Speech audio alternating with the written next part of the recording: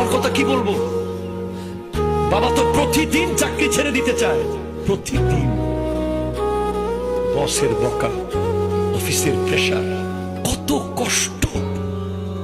বলে আজকে থেকে আর অফিসে যাবো না, কালকে থেকে আর আসবো না। আবার বাসায় এসে দেখে ছেলের পরীক্ষার ফিস, মেয়ের বিয়ে সামনে, ঘর ভাড়া, বিদ্যুৎ বিল, পানির বিল। আবার বেচারা কুয়াশার ভিতরে সকাল 7টায় ব্যাগটা নিয়ে রাস্তার পাশে পাশে আসতে চলে যায় অফিসে। মা 10 মাস 10 দিন পেটে রাখে, বাবা 25টা বছর ব্রেইনের ভিতরে ঢুকিয়ে রাখে।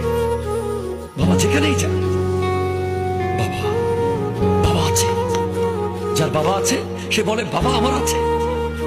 কেউ আপনাকে একটা থাপ্পড় মারলে কেউ কথা না বলুক, বাবা এসে বলবে বাবা রে আমি তোর বাবা আছি তো।